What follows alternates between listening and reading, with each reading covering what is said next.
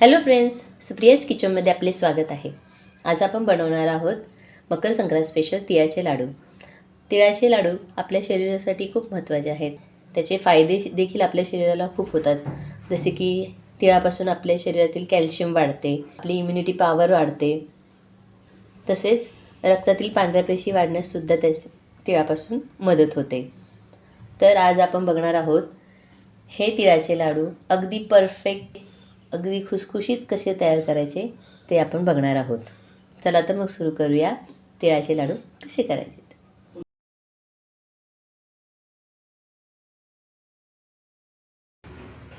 सर्वप्रथम आपण तिळाच्या लाडूसाठी लागणारं साहित्य बघूया. अर्धा किलो मी साधे तीळ घेतलेले आहेत, पॉलिश तीळ घेतलेले नाहीत. पॉलिश तिळापेक्षा साध्या तिळाचे लाडू खूप छान लागतात. तुम्हीसुद्धा हेच वापरा. आणि अर्धा किलो चिक्कीचा गूळ घेतलेला आहे. 1 वाटी शेंगदाणे घेतलेले आहेत. दोन चमचे साजूक तूप घेतलेलं आहे आणि 1 चमचा वेलची पूड घेतलेली आहे.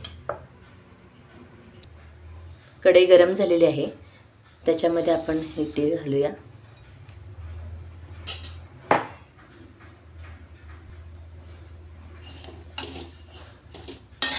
मंद आचेवरती हे तीळ आपण सतत हलवत राहायचे,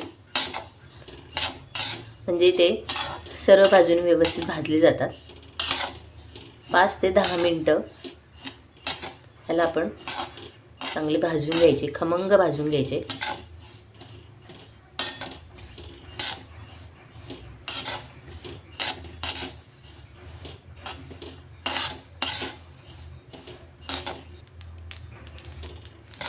तेल आपले आता भाजत झालेले बघा. तडतडतड असा आवाज यायला लागलेला आहे. खमंग असे आपले तीळ भाजत आलेले आहेत.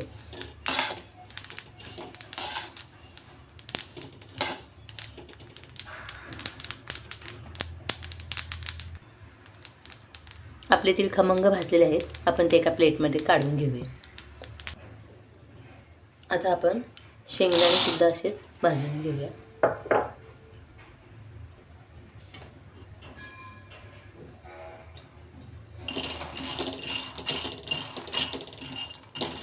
शेंगदाणे सुद्धा मीडियम आचेवरती खमंग भाजून घ्यायचे.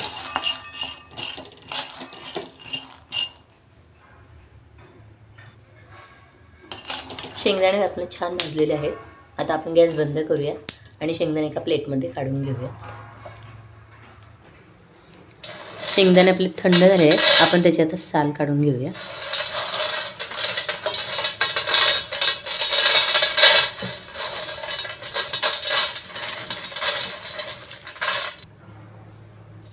साल काढून त्याच्या पाकळ्या करायच्या. पाकळ्या करताना हे बघा, दोन्ही पाकळ्यांच्या मध्ये हा एक भाग असतो छोटासा, तो सुद्धा काढून टाकायचा.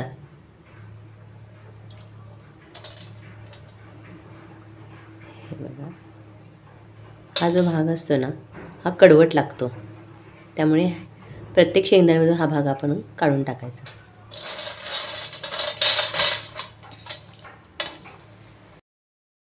अशा प्रकारे हे शेंगदाणे आपण साफ करून घ्यायचे. आता हे शेंगदाणे आपण एका खलबत्त्यामध्ये ओबडधोबड करून घेऊया. तुम्हाला हवे असेल तर तुम्ही ह्याचं कूटसुद्धा करू शकता, पण मला ह्याच्या जाडसरच शेंगदाणे छान लागतात. त्यामुळे मी ते ओबडधोबड खलबत्त्यामध्ये चेचून घेते.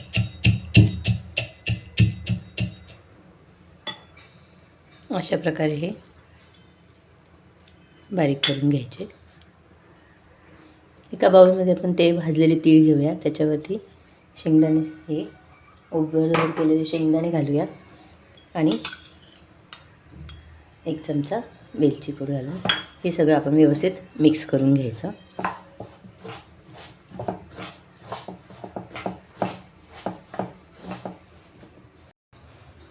आता कढईमध्ये आपण 2 चमचे तूप घालूया.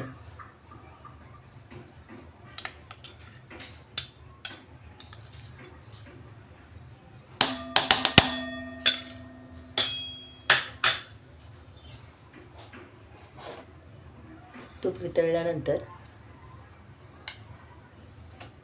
त्याच्यामध्ये आपण हा गूळ घालूया.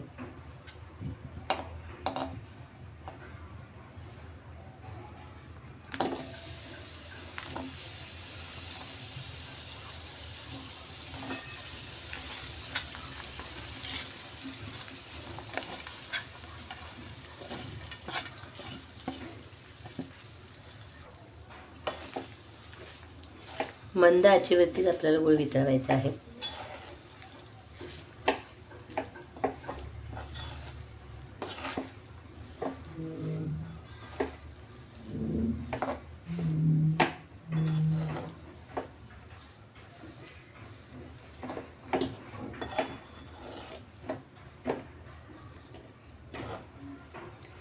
इथे आपण चिक्कीच्या गुळाचा वापर केलेला आहे. या ठिकाणी तुम्ही साधा गुळही वापरू शकता.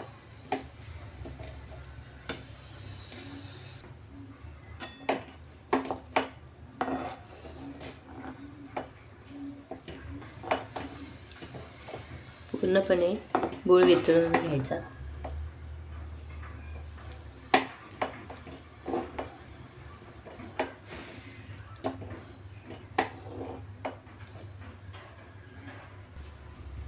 गूळ आपला वितळायला लागला बघा.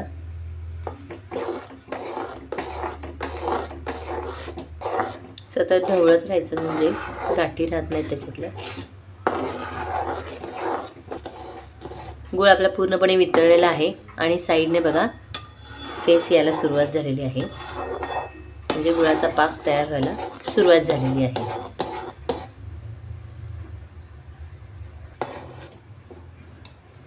तर गुळाचा पाक आलाय की नाही तो चेक करण्यासाठी आपण एका बाउलमध्ये थोडंसं पाणी घ्यायचं आणि त्याच्यामध्ये गूळ टाकायचा आणि हे चेक करायचं. हे बघा याची गोळी अगदी परफेक्ट तयार झालेली आहे, म्हणजे आपला पाक तयार झालेला आहे.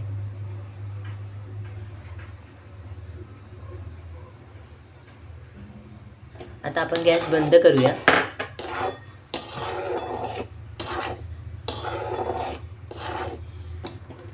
आणि त्याच्यामध्ये हे मिश्रण घालूया आणि ते व्यवस्थित मिक्स करून घेऊया.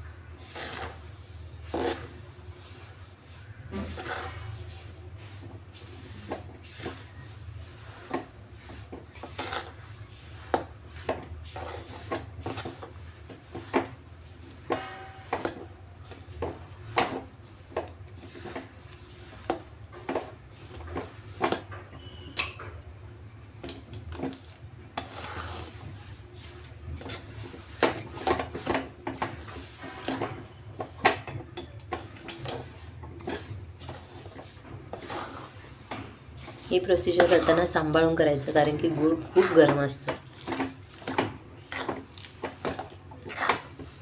भाजण्याची वगैरे शक्यता असते.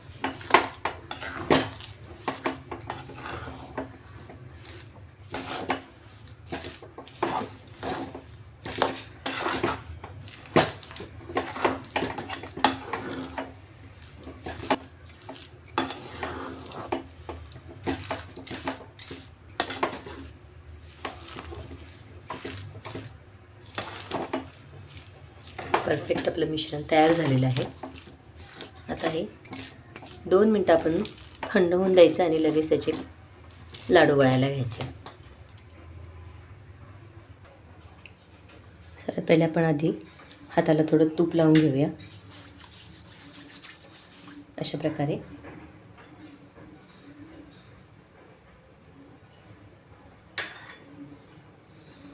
आणि चमच्याने एक गोळा घेऊन त्याचा आपण छोटे छोटे लाडू वळून घ्यायचे.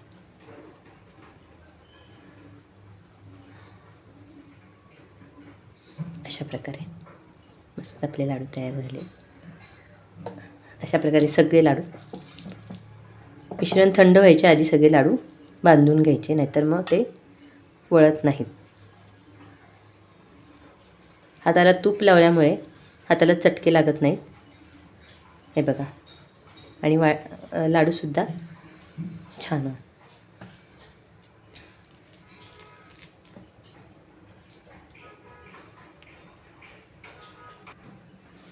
हे बघा, जवळजवळ आपले सगळे लाडू बांधून झालेले आहेत. तरी अगदी शेवटच्या लाडूपर्यंत आपला पाक अगदी परफेक्ट झालेला आहे आणि लाडू वळता येत आहेत. त्यामुळे आपला पाक अगदी परफेक्ट झालेला आहे. प्रमाण आणि पाक दोन्हीसुद्धा व्यवस्थित आहे. त्यामुळे तुम्ही अशा प्रकारे लाडू नक्की करा.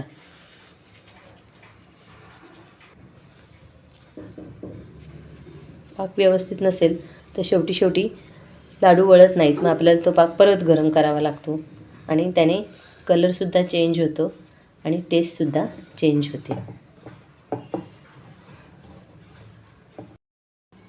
आपले लाडू तयार झालेले आहेत. तुम्हीसुद्धा ही रेसिपी नक्की करून बघा. तुम्हाला माझी रेसिपी आवडली असेल तर माझ्या चॅनलला लाईक, शेअर आणि सबस्क्राईब करायला विसरू नका.